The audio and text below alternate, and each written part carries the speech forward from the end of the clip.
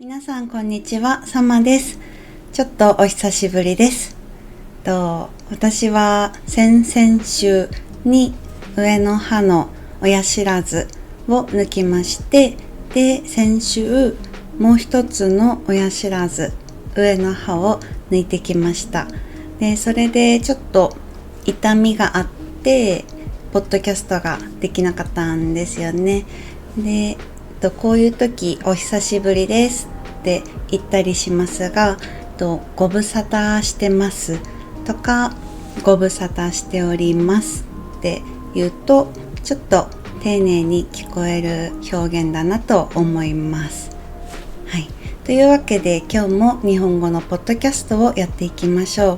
う。で、私は先週というか昨日まで世界陸上があったんですよね。で、それをテレビで見ていました。皆さんは世界陸上見ましたか？はい、いろんな競技があって目まぐるしくシーンが変わっていくのがとっても面白かったです。はい、陸上なんですが、日本語では種目って言いますね。競技の種目。はい。で、それは100メートル走だったり、400メートル走だったり、あとは走り幅跳び、あと走り高跳び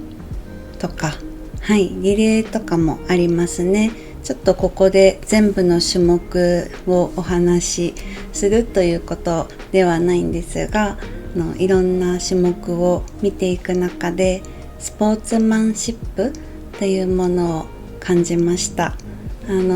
選手同士違う国の人たちが走り終わった後とかジャンプした後にお互いを称え合う、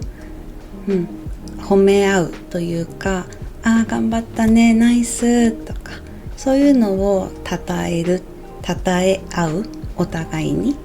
ていうシーンもテレビに映ってまして、とっても感動しました。はい。で、ところで今回の大会は国立競技場でやっていました。日本の東京にあるスタジアムです。で、皆さんは聞いたことありますか？はい。2020年のオリンピックの時に使われたスタジアムですね。で、国立なんですが、俗に国のものっていう単語ですね。で、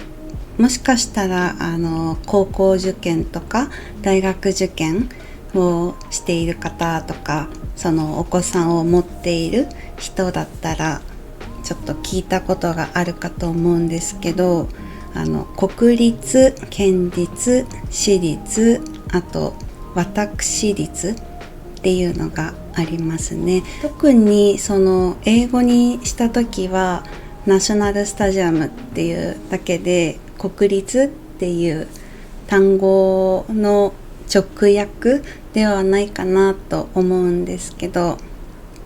その属性として知っておくといろいろな知識が広がる単語かなと思います。といった感じでこの2週間は私は歯を抜いたことで若干病人気分でまったり過ごしてたんですけど、陸上以外は何したかってね、アニメを見てました。いろんなアニメが好きなんですけど、今は桃太郎の話をテーマにしたアニメがありますね。はい。で、それはもともと漫画から来ていて、で、私は10巻までは読んだんですけど、で、その後はまだ読んでいなくて、で、今最新その週刊誌とか月刊誌で進んでいるものも少し見たっていう形で、でアニメはその最初の漫画の話の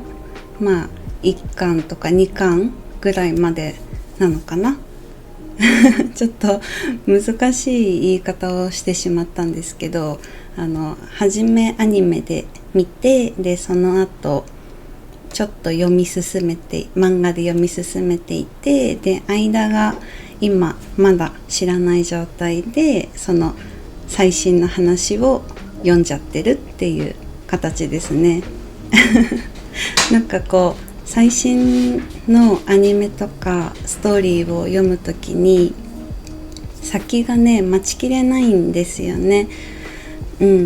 そう続きが気になってしまって、なのでだいたい完結したお話を後から見たり読んだりするのが好きかなといった感じです。はい。よく日本語を教えてるとおすすめのアニメ教えろって言われるんですけど、いっぱいありますね。シリーズもののアニメだけじゃなくてアニメの作画の映画だったり、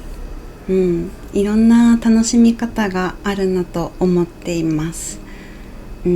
そのアニメ制作会社、アニメを作る人たちのなんか作りとか、あとは声優さん、このキャラと別のストーリーのキャラが実は同じ声優さんがやっているとか知るとね面白いですよね。はい。でこれはやっぱり音声は日本語で聞いた方がいいなって思ってます。英語の映画とかね、私も見るときにどうしても日本語字幕を見ちゃうんですけど、字幕を見なきゃいけないから、その映像が流れてるときに何か別のことで、できにくいんですよね。ストーリーが進んじゃうから、テレビを一時停止して、例えば宅配が来た時とか、でもその音声だけで内容が理解できたら、マルチタスクできるよねって思ってます。楽しいですよ。その声優さんのね言い方とか声とかすごく好きだなって思います。はい。では今日はこんなところで私がまったりと過ごした2週間をお話ししました。皆さんは今9月入って、もしかしたら外国はその期の始めだったりするのかな。忙しく過ごされてた方もいるかと思います。体調にはね気をつけて、また寒くなってくることもあるかと思うので、健康にお過ごしください。では今日はここまでにします。